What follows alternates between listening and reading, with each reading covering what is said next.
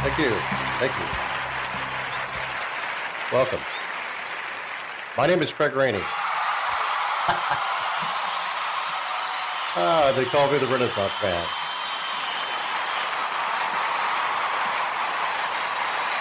Welcome to my podcast.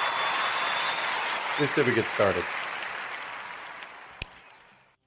What a time it has been. And I apologize, it's been a little bit of time since I spoke with you last. But we are in the midst, well, now we're ending festival season, both for film and also for screenwriting, which I've been doing both.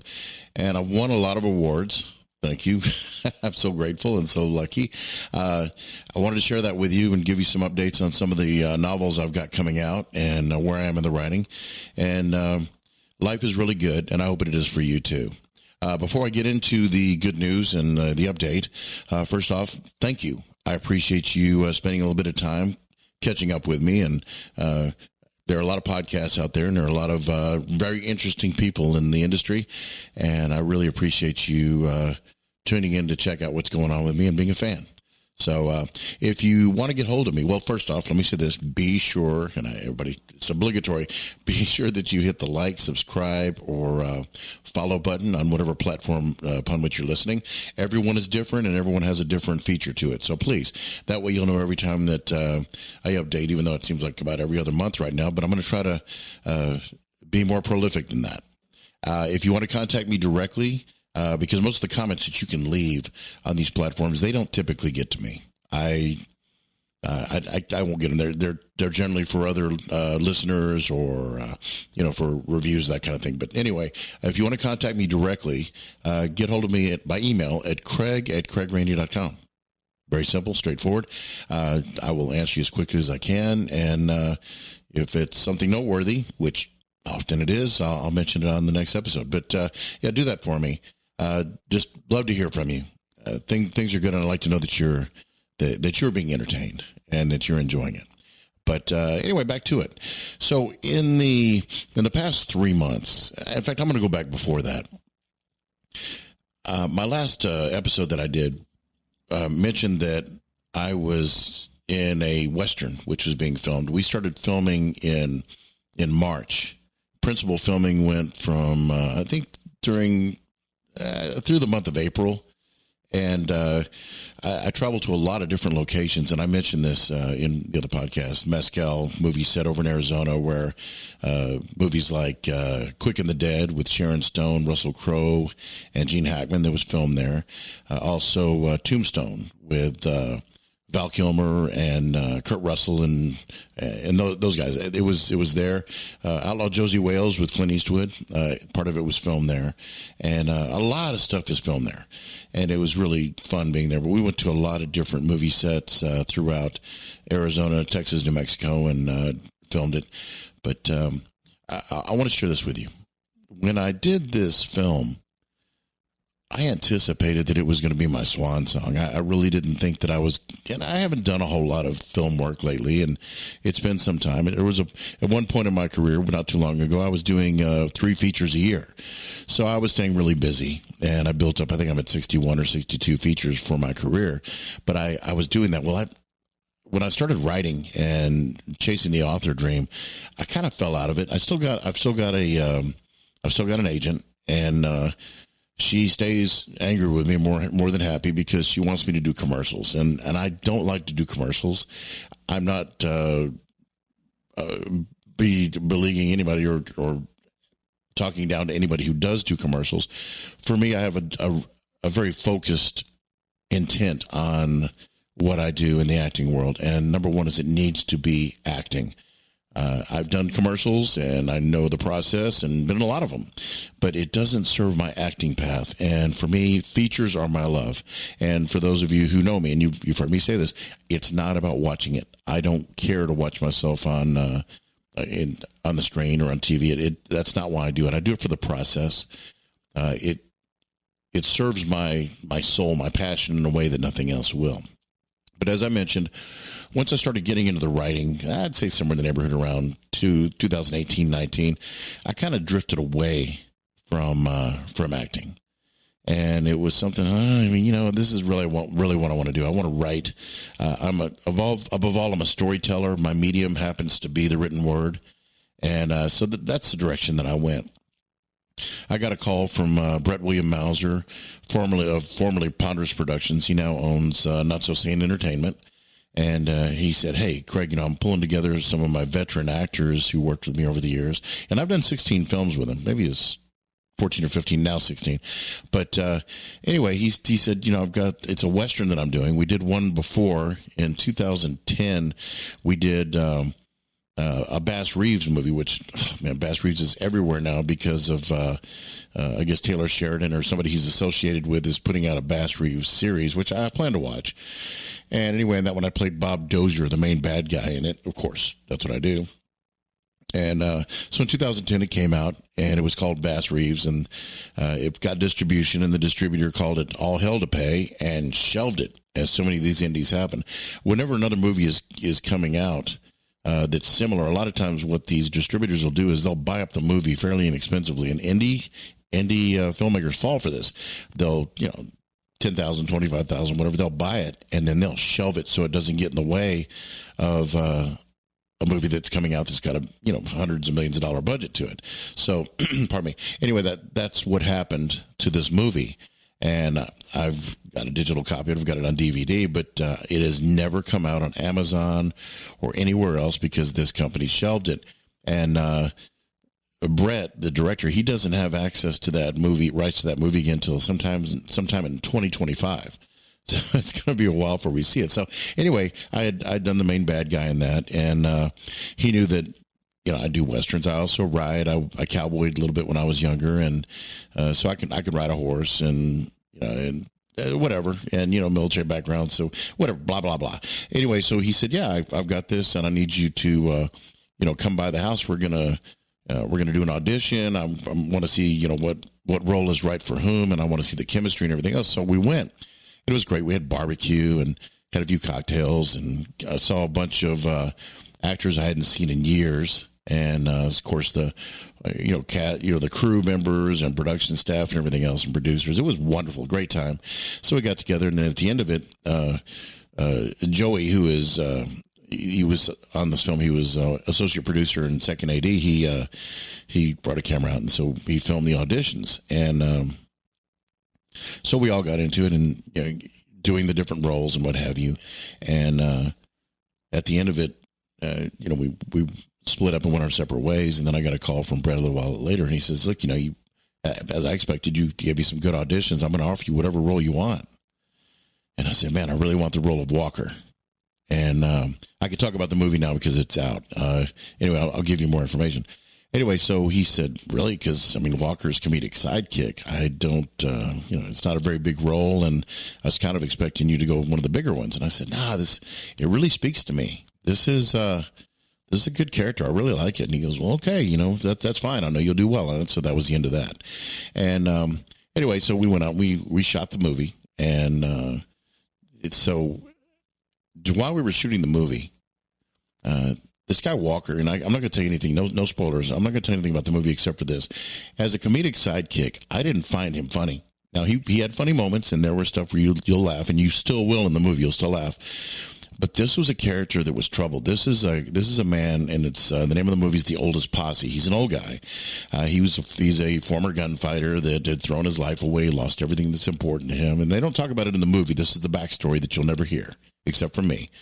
And anyway, so he meets this marshal who's putting together this posse to go chase down a bad guy, and he has no friends, so this marshal he looks at him like a friend, and so he's really happy joining in. So, of course, who he is as kind of a loser and a guy that he's an unknown quantity. And in the trailer, if you see the trailer, he's referred to as the stranger because the rest are lawmen. Who is this guy and why is he there? Anyway, as we went through the movie, and I mentioned that I thought this was going to be my swan song, so I really, really put a lot of time into it and really worked this character over. So he would, I wanted to go out of the acting business with a bang. I wanted this to really, really be my, my crowning glory when it comes to being on camera. So I worked on it. We were about halfway through principal filming, And we were doing a lot of this because we were traveling so much. We were doing a lot of it on weekends, and there was a lot of time off in between where we were. There were scenes that I wasn't in that there was no point in me going to go film. So it was one of those. And I was in my truck. I remember I was somewhere in Austin. I live in Austin. I was in my truck, and I got a call from Brett, the director, and he goes, "Hey, I want to talk to you about something." I said, "Okay, what is it?" He said, I'm rethinking this Walker character. And I go, "Okay." And I kind of knew where he was going because I've been thinking this from the beginning. So I was hoping he's going that way. And I kind of thought, I suspected I was hoping he would. So he goes, "I think what I'm going to do is we were going to kill him off in the movie, as you know, and move forward without him. But I'm going to change the script. I want him to make it all the way to the end." And I said, "Thank you, Brett." And it's, y'all, it is not because I want to have more screen time. It's not that. I don't care about that. I felt that this character was the most fascinating character in the movie. He was super interesting. He has a giant arc in this thing. And for those of you who have listened to my episodes in the past, a character arcing is huge. We all arc in our lives. We start at certain places, we learn an experience, we go to another place. And this is a character that definitely was going to another place. And I felt when I was working the script that his arc was stopped, as many of our real lives are, by death. So when Brett got hold of me and he goes, "Nah, I want this guy to go to the end. I want to change his purpose. I want to change his path. I want him to do something different. And I don't want to give anything away, so I'm not going to say any more than that." So we did it. And Walker went from comedic sidekick to a principal part of the plot. He became a pivotal part of the story. And I just loved it because it really served who he is. And of course, I had to learn more lines. Not a big deal, but I mean, he went further, and there was more to him, and we could really mold this character into where we wanted it to be. And so we did it. And I got to share this with you. I've gone to so many festivals for this movie, and I've attended a lot of them. I've gone all over the southern United States, and I'll share some of that with you in a second. And the one question that you get, and this is always, and these festivals are always filmed with the filmmakers. Yes, there are film critics and there are film fans, but overall, they're filmmakers, and they all share in the toil and the hardships and the difficulties that are associated with making a movie that people want to see. It's really tough. And it's harder than you know. And if you go to these festivals, you're going to see some stinkers. It just happens because it's a very difficult thing to do. But the one thing that all of these directors, writers, actors have in common is they're trying to make the show. They're trying to be better. They're trying to get to the point where the general audience wants to see this movie, and once they see it, they enjoy it, and that's key. And believe me, there's a whole lot of $1 million+ $100 million movies that I've watched recently that I never want to see again. And I saw one a couple nights ago that I can't believe it. All these actors and all these stars and all this hype, and it was horrible. I just couldn't. I wanted to walk out through it, but I didn't. But anyway, so back on task here. So we changed it, and so after the movie was done, and this is what I was going to say. All these filmmakers, they always ask this question: how long did it take to make the movie? And it's a 90-minute feature-length film. It's a Western. It's 90 minutes, so it's as long as any other movie you'll watch in any theater. And Brett, as he is, very unassuming and very modest, he goes, "Well, we started principal filming in March, and we wrapped the movie in May." And they go, "Oh, so you wrapped principal filming in May?" He goes, "No, we wrapped post-production of the movie in May." And they just look silently. They go, "Well, you did what?"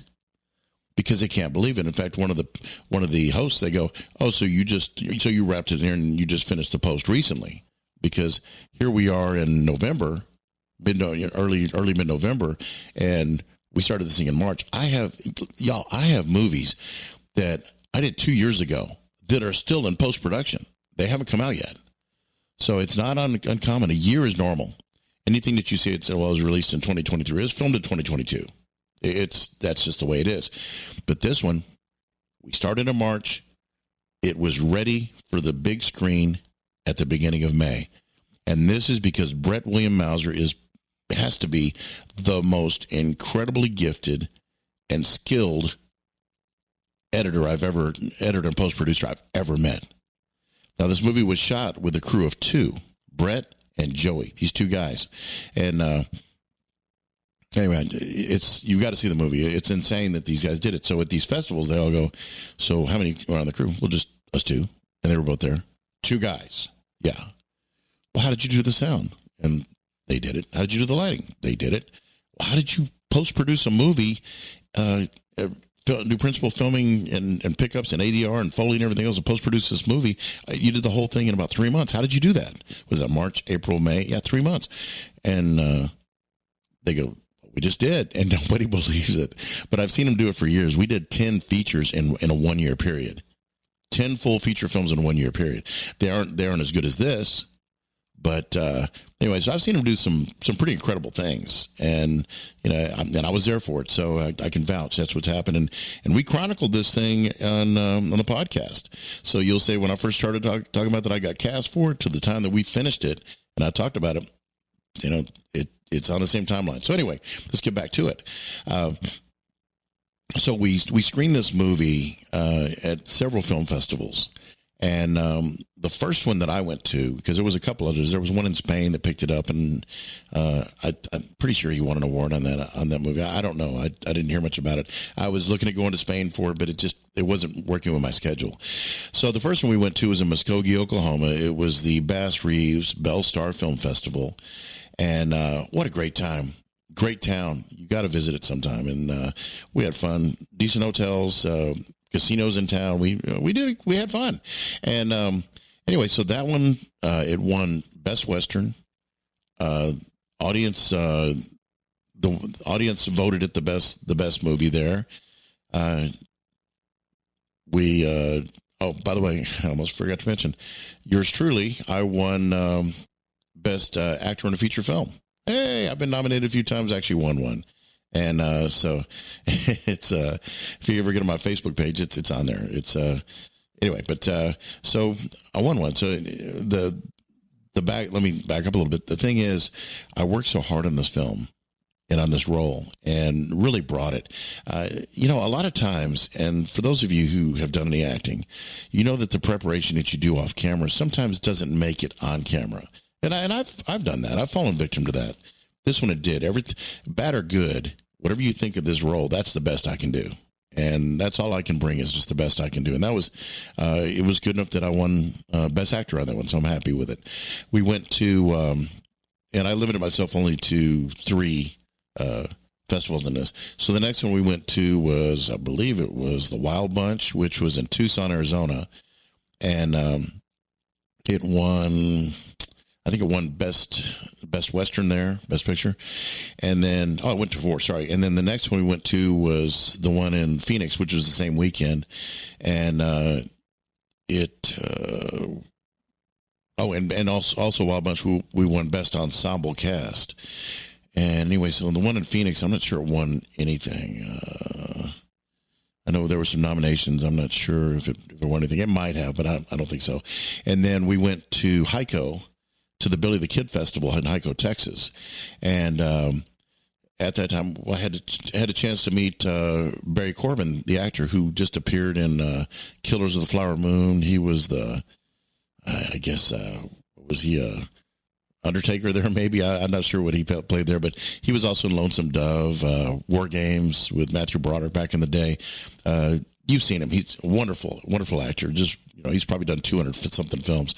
Anyway, so the film won the Barry Corbin Best Western Award there, and it also won something like it wasn't Best Picture. That was something else. It won that one, and it won some other award. I can't remember what it was. So anyway, the film did really well, and it won 2 or 3 Best Pictures if you take all the festivals, and I'm not aware of all of them. I can only speak to the ones I went to. So it's a good movie. I really like it, and I'm not much of an indie movie fan, even though I've done a lot of acting in it. But in the indie business, but this one was a good one, really good one. And now that the festival circuit's over, it should be hitting Amazon Prime. I would say maybe early December, maybe the end of November. So y'all be looking for it. It's called The Oldest Posse. Also on Amazon, if you just Google Craig Rainey, a lot of times it'll pull that up too. But anyway, so that's one side of it. The second thing is I wrote a script, which I'm not sure if I talked to you about it. And the script is based on my first Carson Brand novel called Stolen Valor. And it's not a military thing. There's a book called Stolen Valor, but this is a different thing.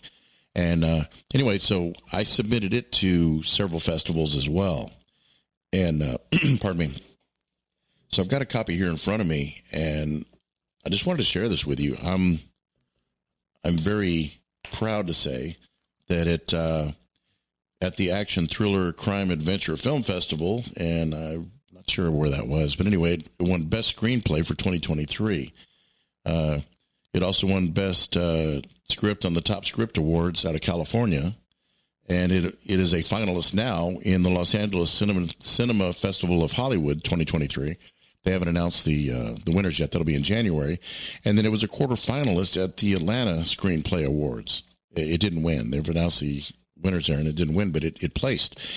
And it's doing well. So it's more of a kind of a Jack Reacher, Jason Bourne, kind of a thriller, spy novel, crime thriller thing. So anyway, pretty proud of that. That's a lot of excitement, a lot of buzz, especially for a guy, an actor guy who is, I don't know, in his golden years in the business, it seems. But writing is my passion, and the screenwriting thing is nice. This is my second screenplay that I've submitted. Masquerade Agua Caliente, it won several awards back years ago when it first came out, and this one is too. So I encourage you to read my books and read my screenplays. Hopefully it'll be made into a movie. Sorry, I'm a little giddy because it's not often that I get to share this kind of information. So let's catch up where we are on the novels. I mentioned 2 episodes ago that I'm writing a novel, a Western called HooDoo War. And it's based upon, well, it's not based upon, it's the background of the story is the Mason County War in Mason, Texas, one of the bloodiest range wars in Texas history. And but that's the backdrop for this story. And I am not much further than when I talked to you last. I think I'm about 40,000 words out of a 100,000 word book. I didn't think it was going to be that long, but it is. When you're writing a novel that is based in either with or behind or in front of historic events, you got to be really careful with the history aspect of it. And I'll give you an example. When I was at the Muskogee Film Festival, I met the author. What is his name? I've got the book right here, but he's got 3 books, and this is the man that wrote the novels upon which the Bass Reeves series that's coming out in December is based upon. And so we talked at length, and he knows I'm an author, and he knew I was an actor because he saw my film and everything. But we talked at length, and he was talking about how the historians sharpshoot him. They were sharpshooters at him, and because historians, what they'll do is they'll say, well, on your costuming, those buttons aren't accurate. It's there was a light bulb there, or maybe there's a car in the distance, or there's a contrail, which, you try to edit those out. And with the software you have now, you can do it in post. But the point I'm making is it costs nothing to be a sharpshooting historian. And it is such a high price for indie filmmakers to make and writers to write a book and put their soul into it. And so I'm not a huge historian fan, but I do know that I've got to be cautious of them. So when I write a book, they are going to sharpshoot me. So what happened is I was about 30,000 words into this novel, HooDoo War, and I had to start remodeling it. I had to change it around because it wasn't following, even to my liking, it wasn't following the historical timeline as well as it should. So I had to change some things around it. So it took me a while to go back through it. And you don't add word count to it. A lot of times you lose word count, which is what happened here, because I had to remove some scenes and some other stuff that wasn't working. Well, I'm back on. We're remodeled. We're reset, and we're moving back. So I've added another 10,000 words. So that I haven't just sat down and not done anything in the book. That's just what it took. And I truly believe it's going to be my best book so far. I think it's going to be something that my readers are going to love. And not just like, I think they're going to love it. And today, Westerns are so popular. I do plan to do a screenplay on it and submit it to submit it to Hollywood, see if they're interested in it. it's always a long shot on that, but I'll keep you posted. But that one, the next Carson Brand novel, which is called Nation's Law, is going to follow up Sovereign Rule. So if y'all read Sovereign Rule, at the end of it, you saw what happened there. This continues that storyline. Haven't started that. I've got the outline. I've already got the cover designed on it. As you know, that's my process. But as soon as I'm done with HooDoo War, I'll kick in on that. But other than that, that's really what's going on here. And pardon me. I think that's pretty good. I'm getting this in under a half an hour.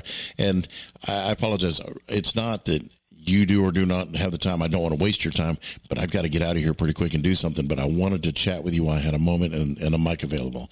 So please, if you have any questions or comments, contact me at craig@craigrainey.com. Check out my website, craigrainey.com. Sign up for my reader family and keep track. Hit that subscribe button, follow, like button. It'll make sure that you know when another episode's coming in. And I promise you, the next one that I will do will not be so self-centered. I just wanted to let you know some things. I wanted to share this information with you. I wanted to share some very welcome news that I got, and I hope it's appreciated. And I hope you don't think I've got a big head over it, because I'll tell you what: if you want to be modest and you want to be humble, more than modest, you want to be humble, get in the film business. You think it's bad if you see yourself on camera going, man, I didn't think I looked like that. Wait till you're on film and it's all hanging out. So the name of the movie is The Oldest Posse. It's directed by Brett William Mauser. The studio is Not So Sane Entertainment. It will be on Amazon soon. I anticipate it'll probably go to cable after that once it gets some views. So anyway, y'all have a great one, and I really appreciate it.